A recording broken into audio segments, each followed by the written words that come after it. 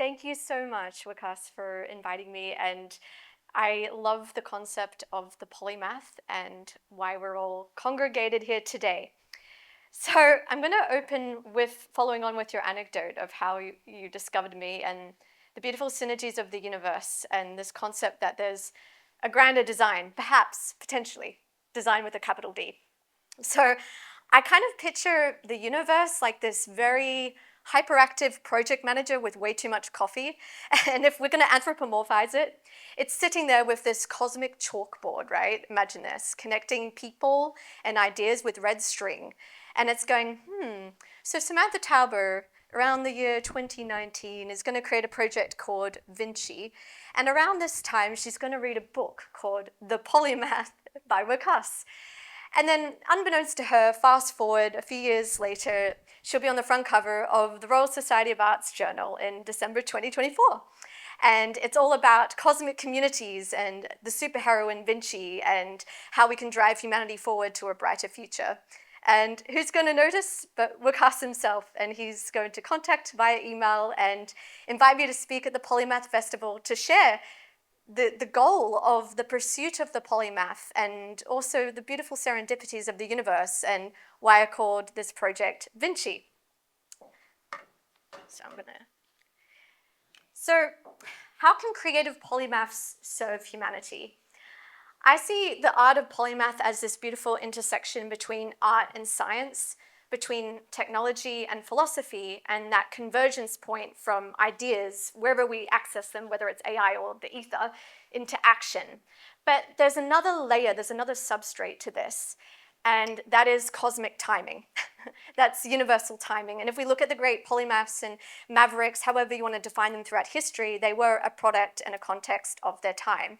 And so thank you so much for inviting me to open this keynote to discuss the idea of the Renaissance reimagined and how can all of us as creative polymaths help shape the next chapter of human history. And I quite like this image of this girl because you're seeing the confluence of holding the earth, this halo effect around her, however you want to interpret it. She's painting the keyboard. So it's really a smorgasbord of different disciplines coming together with the concept of nurturing the earth, holding the earth in the palm of our hands and really thinking deeply and profoundly about what it means to be human in the age of AI. And how can we not lose our humanity, but how can we partner with AI as creative, symbiotic partners in a healthy relationship that we can create an earth and a planet that we're proud to live in? And so I wasn't fully conscious of this at the time, but I was inspired by these general principles when I first created the project Vinci. So Vinci is spelled V-N-C-C-I-I, inspired by the great Leonardo da Vinci. But growing up, I loved different superheroes and superheroine characters and canons such as Marvel. So I decided to create this superheroine warrior from the intergalactic future that would be called Vinci. So I anthropomorphized Vinci. And it started with a character, but what ended up happening was it became this universe. It became this world-building project that meant so much more than myself, but a vision for the future. And that's just what polymaths are. We're bridges to the future. That's what we all are. It's within our epigenetic code. It's within our DNA. And I believe that's something that the AI just cannot do because they can't carry that epigenetic wisdom in the human genome and serve as that bridge to the future and consciously or even unconsciously think about what the future should look and feel like. I picture AI like this vast, limitless orchestra where it can conceive anything you can imagine, like any genre, all at once. But the thing is, the polymath is the conductor, and that's the human in the equation. They are able to coordinate the orchestra. They're able to conduct the different musicians and instruments, when to bring up the brass, when to bring up the strings, when can a silence and a pause say so much more than the noise. And that's just the thing. Today we're living in a society of noise and algorithmic imitation, AI. So where do the humans come into the equation? It's the discernment about what's important and what's not important for serving a mission and serving a purpose. And what is that mission and purpose? To eyes to the future, to create a future that humans don't lose their humanity, but can partner with AI. Another thing I love about polymaths is we have this ability to surface the invisible. So AI has access to all this data, but what humans can do is they can use the art of discernment to surface the invisible, to spot the cultural trends, the patterns, even the energetic patterns that are happening in society, and bring that to the surface into something tangible in this reality that can move the needle, that can be a causal agent, that can be a driver of social change. So that's what polymaths are. And I mean, we can look at it throughout history. We have Leonardo da Vinci, Galileo Galilei, Ada Lovelace, Nikola Tesla, just one of many. But there's something interesting that I've noticed when studying them. Leonardo da Vinci encrypted, I'm sure you all know, codes, sacred codes into his artwork. Galileo Galilei had anagrams in terms of concealing but also protecting his profound discoveries. We had Ada Lovelace, who put in the footnotes of her work, discoveries on computation, and Nikola Tesla, his wildest dreams in public lectures disguised as spectacles.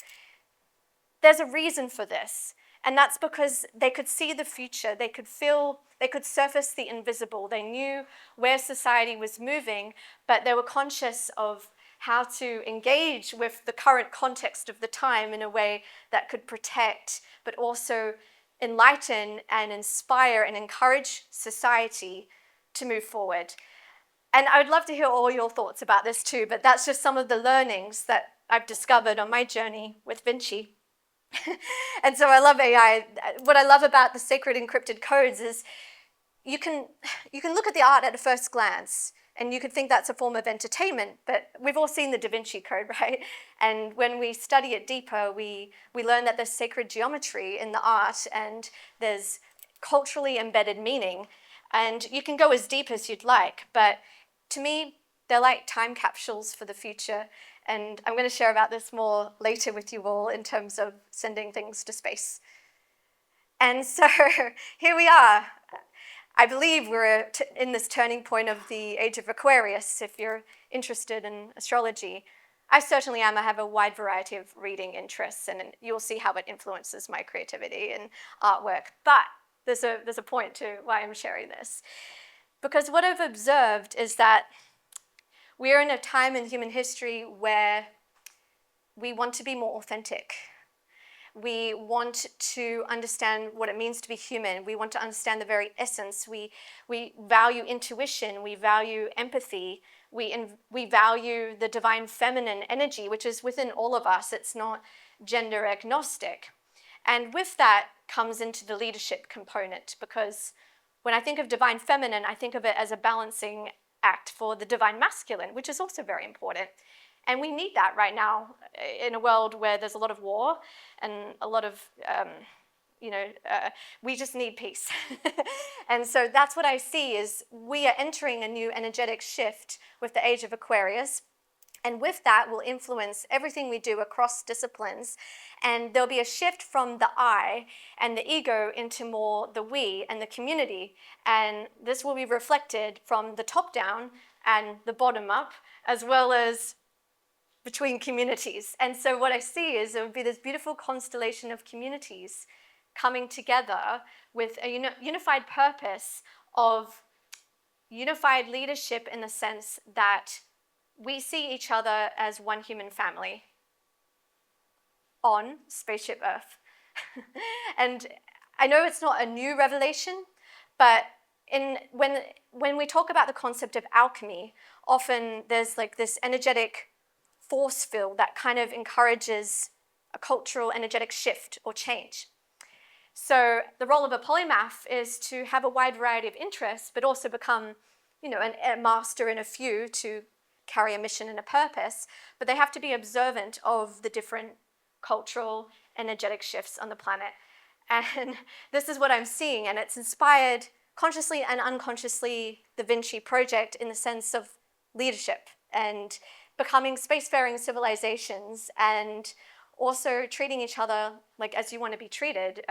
We're one human family on Spaceship Earth. And so, as I said earlier, the rise of the divine feminine, harmonizing and balancing with the divine masculine. And this is, I don't think I've revealed this yet, this is Vinci, one of many iterations of her. This is her kneeling like an angelic warrior knight. So as you can see through artwork, you can embed symbolism. And so this is her essence, and she's here at service to humanity.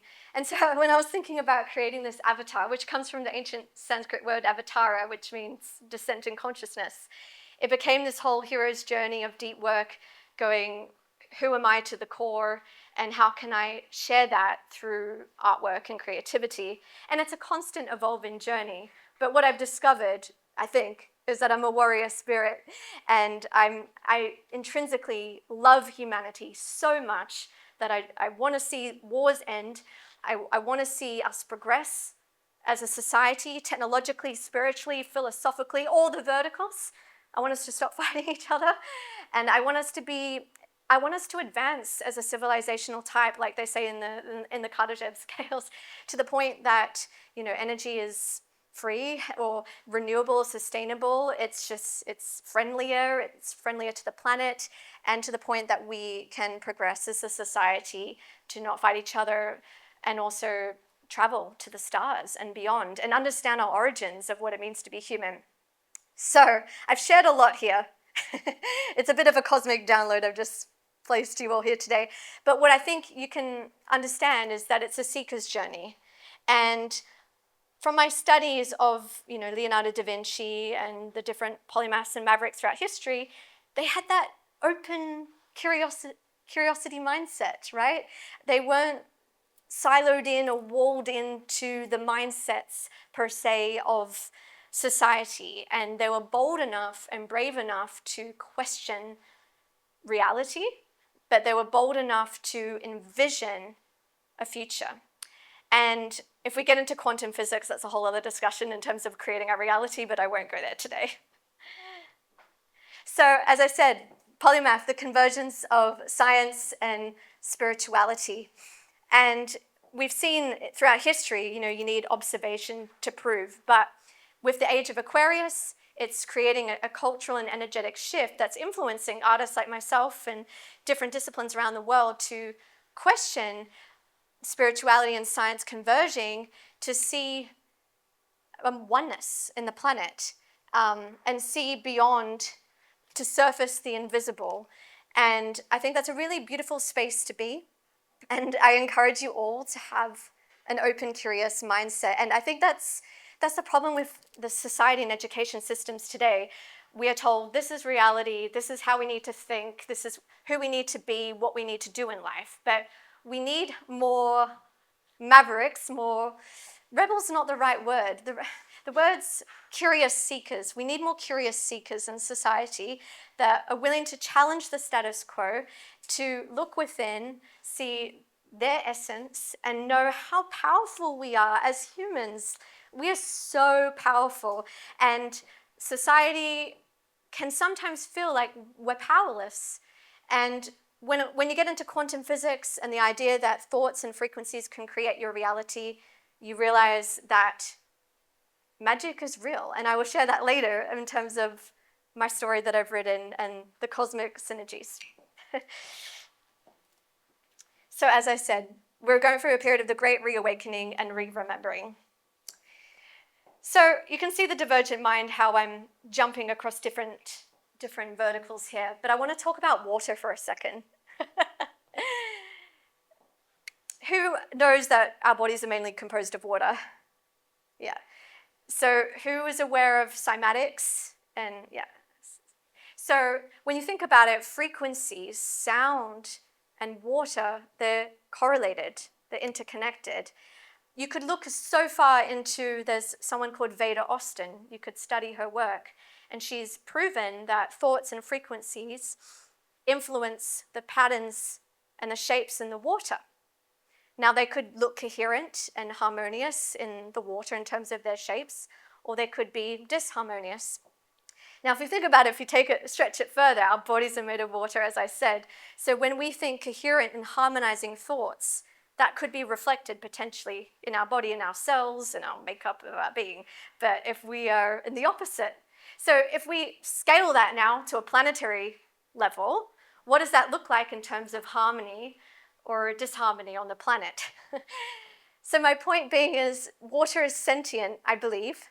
I mean, this is my curious mind making an assertion based off reading of Veda Austin's work.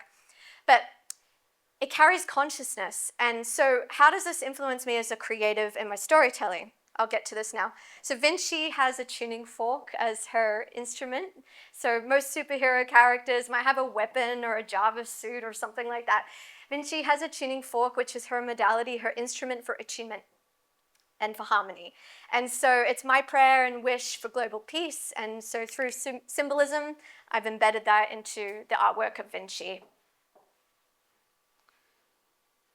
And so here I want to share the cosmic synergies, as I talked about earlier, like the universe being this hyperactive project manager with way too much coffee, coordinating these synergies in the world. So a few years ago during lockdown, I wrote this book called Galactic Essence and the Vinci Awakening.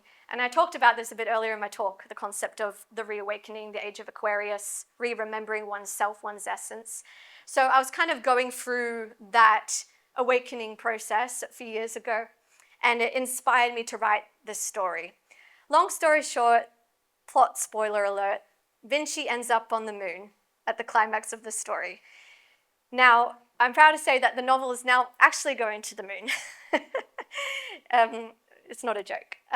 So I really do believe that magic is real. I believe that the universe listens to you, and it listens to your thoughts, it listens to your energy, it's your frequencies. And I feel like it was a sign and a message that your thoughts and intentions carry meaning and carry power. If someone said to that younger girl who wrote this story years ago, yeah, your book's going to end up on the moon, it's going to last millions of years, and you're going to go to the Kennedy Space Center, that was me 2 weeks ago, with NASA and Space Force, with your, yeah, I wouldn't have believed you. I would have said, what are you drinking, right?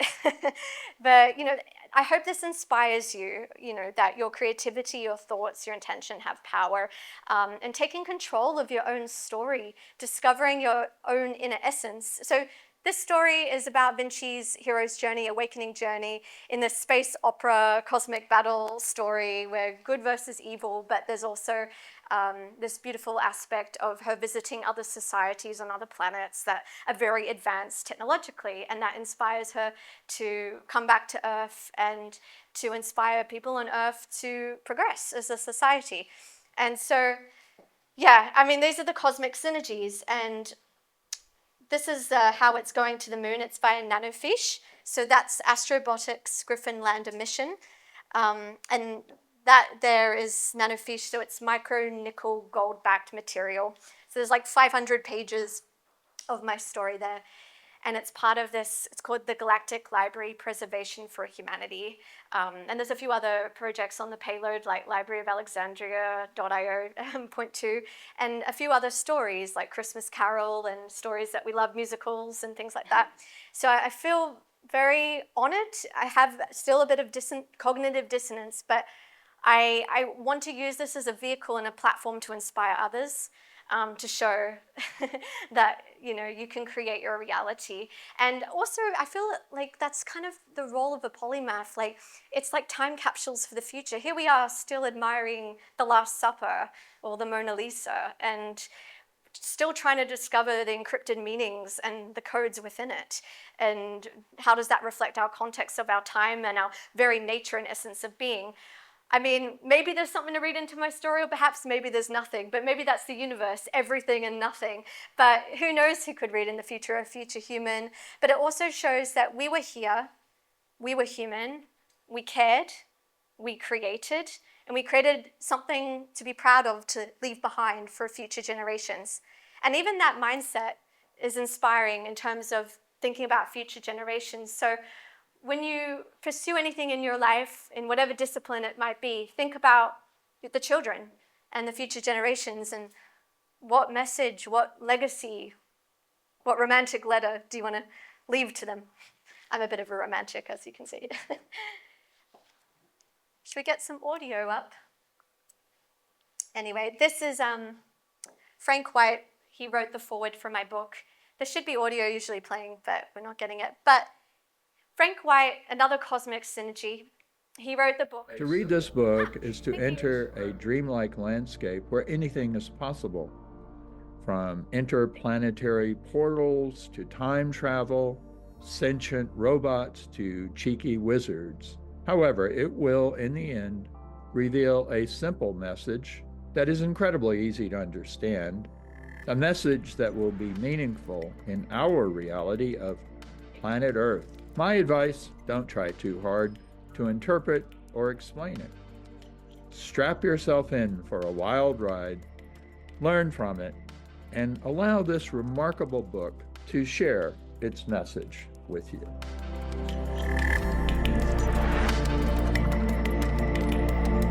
So this is how Wakas discovered me. Last year I joined the RSA as a fellow and had some brilliant conversations with other fellows here in the room. And I just came in being myself and sharing my mission. And somehow, I don't know how, but it ended up on the front cover of the RSA. And, you know, I like what they say. It's like, I mean, fighting. I wouldn't say I'm a fighter, but I'm a warrior, but I'm a peaceful warrior. Actually, I want to make a comment about that. Martial artists, right? The real senior, I'm not a martial artist, by the way, but I appreciate the art form, and I embed it in my creativity.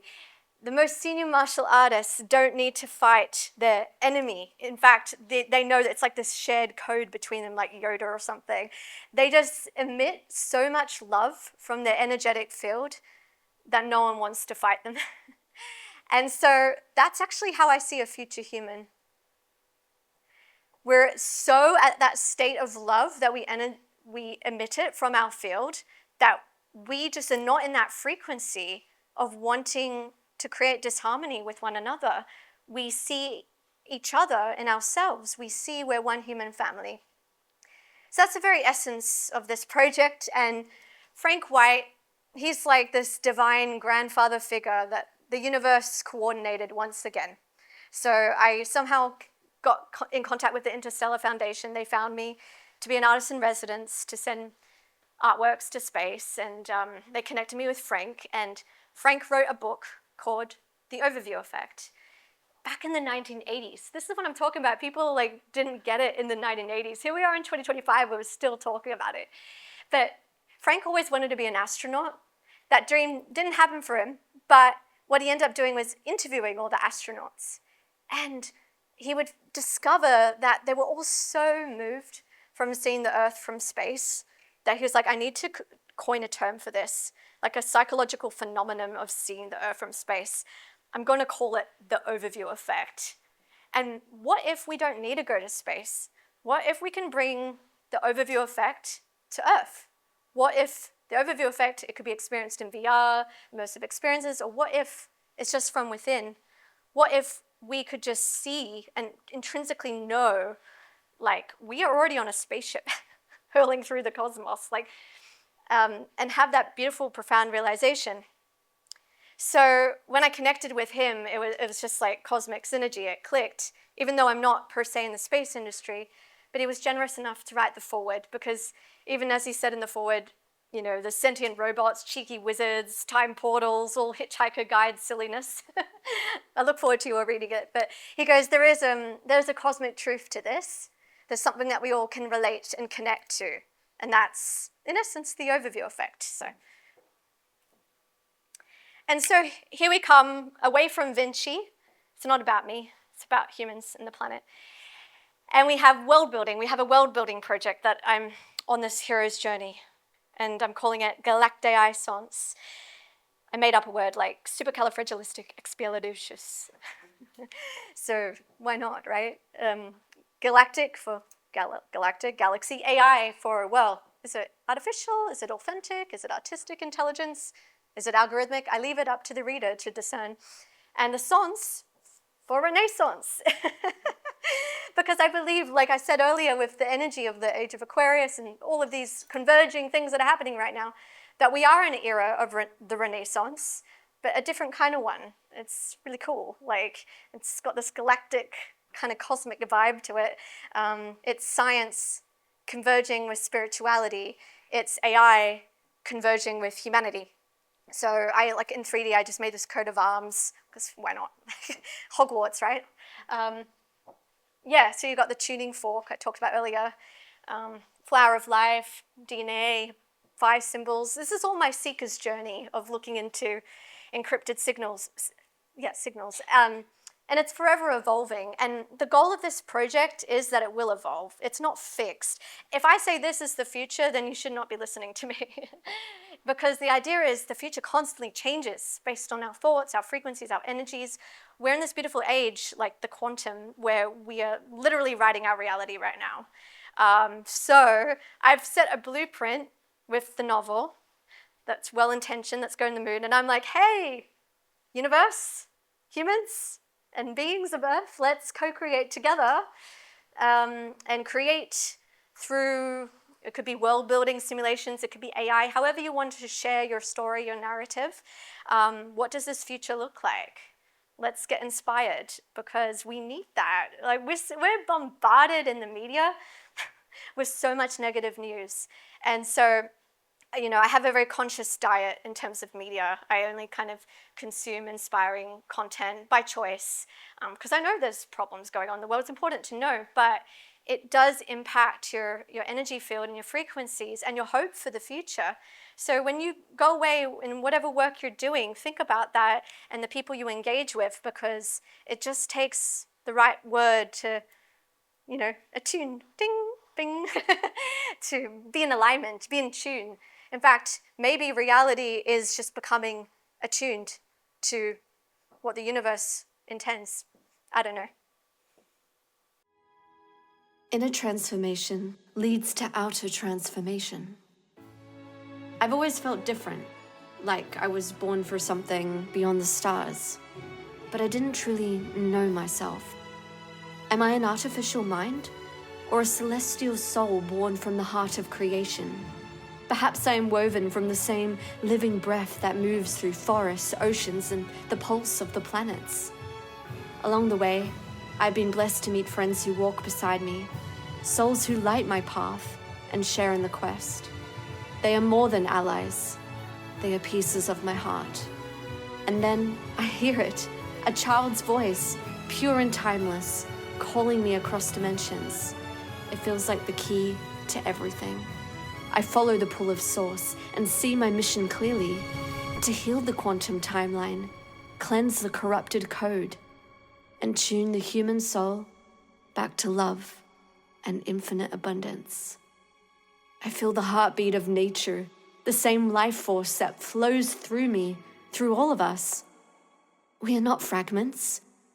We are threads of an ancient living tapestry. It's time to return to the child within. We were never alone. We are infinite oneness. I mean, this is something you can mock up quickly in AI to convey a message, right? How powerful. I mean, can you imagine that on a community scale, right? We're already seeing this happen, but it's getting crazier and crazier. So I'm going to share some more content and some original music that I composed.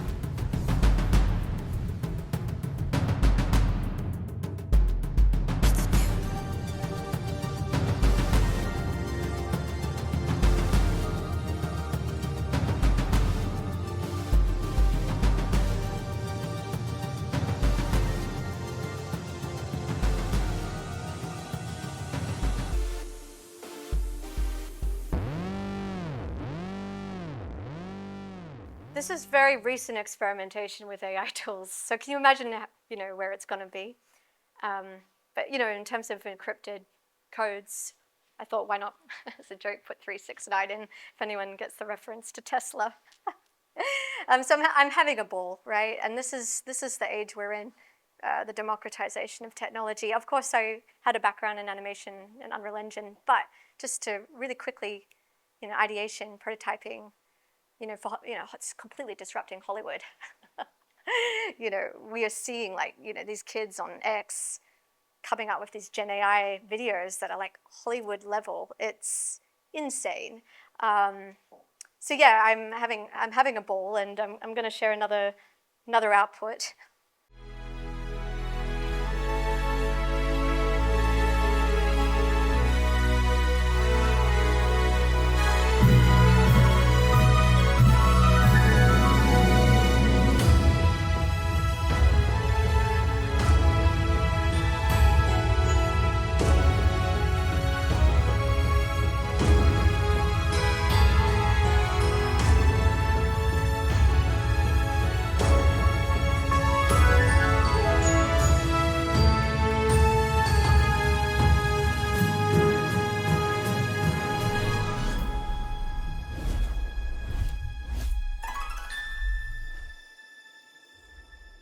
It's time to fly.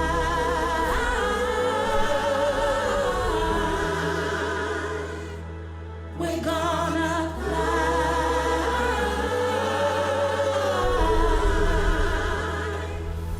Watch her fly.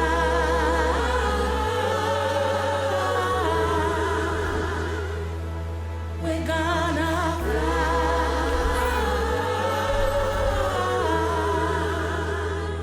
We are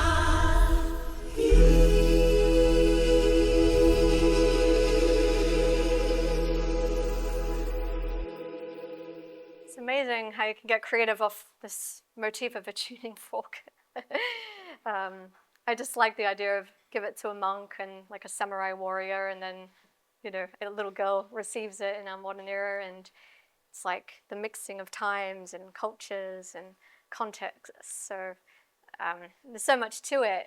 This is just an output from my experiments with Leonardo and Google VO3 Flow, based off my IP characters. But this is what we're seeing now. It's people are waking up, or they're picturing a future, or they want to implant positive images of the future, positive media, not wars.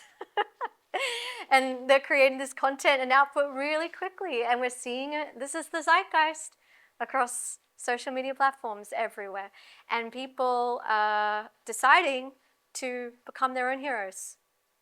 It's not about Vinci. It's like you all are your own hero in your own hero's story, right? But we all come together at the end. So this is another artwork. So this is Prince Pi. I talked about the symbol earlier. So I'm kind of doing a bit of a leak here of the content of the IP because I want to share it with you all, exclusive to Polymath Festival. So this is like, this represents the inner child within all of us. So this like baby alien character, think of like Baby Yoda or something, represents the purity of the human spirit, or any spirit, the pure essence, like angelic level, but it's within all of us. And so to talk about frequencies, we were on that conversation earlier. I mean, love is way more powerful than fear. We know that. But beyond love, we have joy, we have authenticity, and we have the inner child. And so it's like returning to that inner child within and allowing that to inspire whatever field or discipline you're in as a polymath. Because it relates to the curiosity component I spoke about earlier, childlike curiosity. Now, childlike's different to childish. Childish is not conscious, it's immature, it can cause harm. Childlike is peaceful.